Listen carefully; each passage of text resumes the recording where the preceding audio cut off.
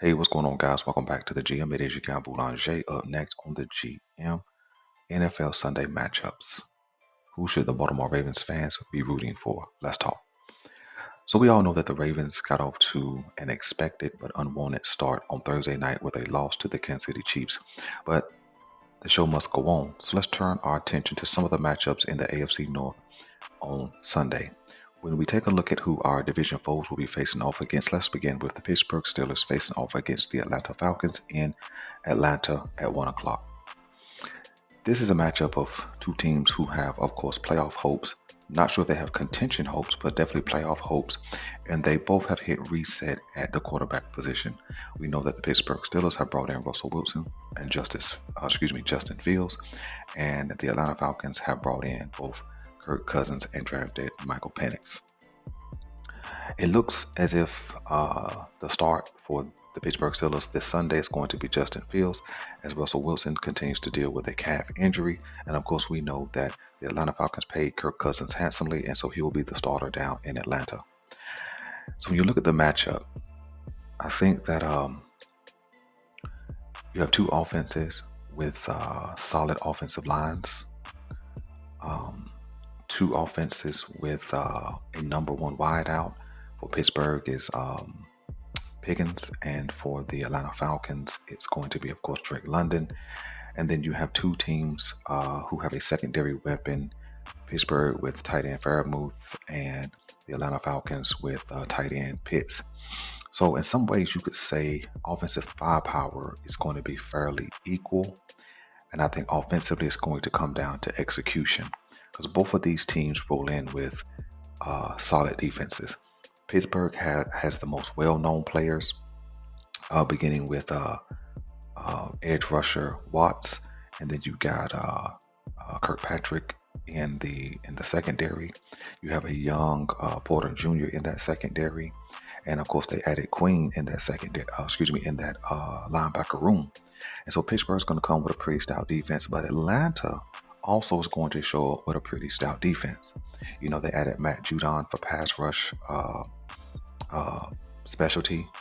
They have AJ Terrell in the secondary, and they added Jesse Bates this offseason in that same secondary. So you're gonna have kind of two evenly matched teams as it pertains to roster. What is it gonna come down to? I think it's going to come down to execution in this game.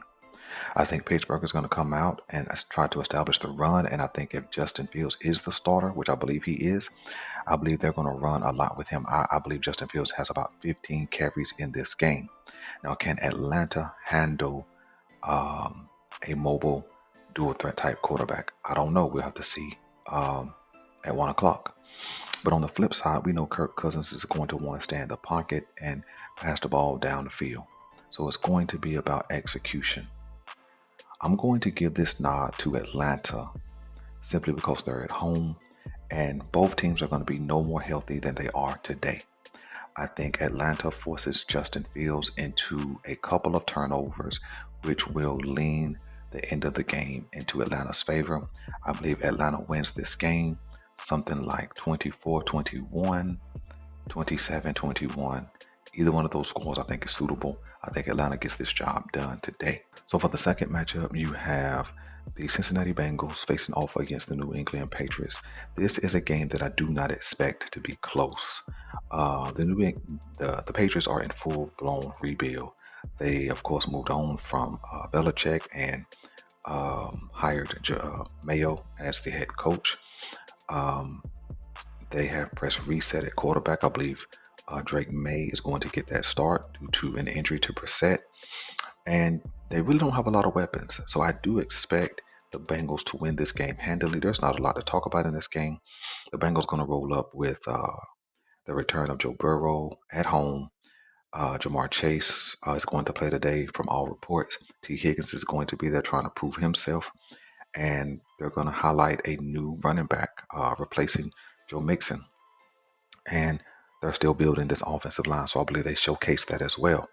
And so I believe that the Bengals win this game pretty easy, sitting the starters in the fourth quarter. I say they win 28-7. I don't think it'll be a contest at all. All right. We should be rooting for the Patriots, but I don't think they have a chance in this game. And then let's go to the other AFC North foe. The Cleveland Browns are taking on the Dallas Cowboys at home. Excuse me. And this is a 4 o'clock matchup, and because it's in Cleveland and it's a 4 o'clock matchup, that means it's probably the primetime game at 4 o'clock. And this is a game I think is going to be pretty even as it pertains to talent on both sides of the ball. When you look at the Cleveland Browns, you have the return once again of Deshaun Watson. They have Amari Cooper. They're gonna debut Jerry Jeudy today. Nick Chubb is out, so I think Ford is going to be the starter. So, he's going to be trying to prove himself. They had some injuries along the offensive line, so we're going to see if the replacement parts are going to show up and be accounted for. But I think Cleveland will roll out a solid offense and put on a good effort today at home. When you jump to the defensive side of the ball for the Cleveland Browns, you have bookend pass rushers, with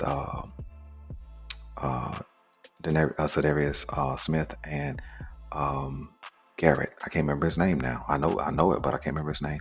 But Garrett, and then they have a solid linebacking corps, and they have a nice secondary led by Ward. And so I think that going up against this Dallas Cowboys offense, Dallas is going to come in solid. They have a solid offensive line. Of course, you got Dak, who has been a prolific passer during his career. The Cowboys are trying to figure out what they're going to do specifically at the running back position. So we'll see who starts today for Dallas. But at the wide receiver position, they have good options. You got Brandon Cook, a good supplemental wide receiver. You have CeeDee Lamb, a number 1 wide receiver who has been prolific in his own right. And then you have some good third and fourth wide receivers for Dallas, some guys who can catch the ball, go deep, things like that. So, like I said, offense versus offense, or offense compared to offense, is pretty even. And so when you jump to Dallas's defense doesn't really compare to Cleveland's defense from front to back depth and quality of that depth. But Dallas has a solid defense beginning and ending with Micah Parsons. I think Micah Parsons gets off today. I think he ends up with 3 or 4 sacks in this game. He's going to be super disruptive, and I think that will be enough to throw off this Cleveland Browns offense. I believe Dallas goes into Cleveland in kind of a high-scoring matchup, although the defenses are solid. I think Dallas wins this game 27-24, going into Cleveland and getting a victory. Go. Some other matchups that the Baltimore Ravens fans should be paying attention to, and teams that they should be rooting for. Starting over now. Go. The Baltimore Ravens should also be rooting for the Arizona Cardinals, who are taking on the Buffalo Bills. Any game that the Bills can lose early in the season has the potential to impact the Baltimore Ravens late in the season in a playoff race.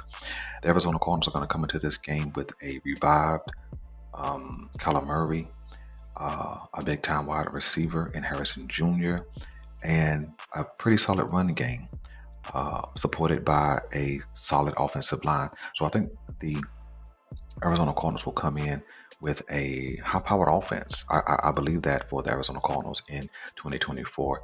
And when it comes to facing off against the Buffalo Bills defense, Buffalo kind of hit reset last year at some major defensive positions: safety, corner, defensive line, linebacker. Over the last couple of seasons, they've kind of switched out some of their personnel.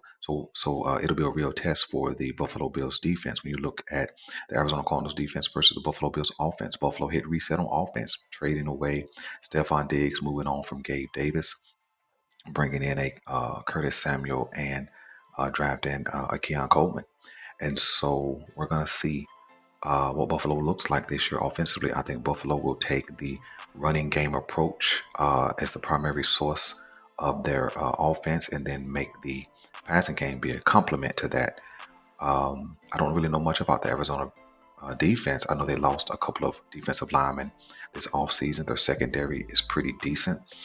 I think this is going to be a pretty even matchup. I think that the Arizona Cardinals outscore the Buffalo Bills in this game. I believe that. There's going to be no weather factor in this game, so I think you'll see Kyler Murray throw the ball deep. I think you'll see Harrison Jr. and Murray get on the same page very quickly. And I think this is a high scoring affair. I think Arizona pulls this game out something like 28-24, getting the win. I believe they play in Buffalo, which is definitely a tough place to win. Another AFC matchup that we should be looking at is going to be the New York Jets versus the San Francisco 49ers, being played on Monday Night Football. This is going to be, once again, Aaron Rodgers' debut. I think that they've made an effort, that being the Jets, rebuilding this offensive line, trying to make it more solidified in front of Aaron Rodgers. Aaron Rodgers has a whole host of weapons, everybody from Mike Williams to Garrett Wilson to Breece Hall. And I think that the Jets are equipped with one of the best defenses from front to back with talent. They have the ability to shut down opponents. But then when you look at the 49ers, they have one of the most loaded rosters offensively. You got to think about the weapons upon weapons that Brock Purdy has. I think you start with Christian McCaffrey, you have Deebo Samuel, you have Brandon Ayuk, you have George Kittle, and you have a solid offensive line anchored by the newly paid Trent Williams. And so it's going to be strength on strength. The 49ers defense is where my concern is. I know Fred Warner is a great linebacker, but he can't do it all by himself. I think Aaron Rodgers and the Jets offense exploits some of this defense's weaknesses, specifically in the secondary. And I think that with a stout defense and Aaron Rodgers just playing above average, I think the Jets win this game something like 24-21, 24-17, something like that. And the Jets get off to a good start in this 2024 season. Now, of course, as Ravens fans, we should be rooting for the 49ers, but I do think the Jets win this game. So listen, man, I'm your guy Boulanger. Let me know who you guys think the Baltimore Ravens should be rooting for this Sunday. If I missed any games, if I missed any teams. Oh, here's one. I just not thought about it. The Indianapolis Colts are taking on the Houston Texans. The Houston Texans are going to be a dominant team, I think, on both sides of the ball. When you look at their offense, they were pretty good last year. They added Stephon Diggs, who is absolutely still got a lot of gas in the tank. And then when you add those other wide receivers who stepped up big last year, they have a really nice trio of wide receivers. They have a solid tight end in Schultz.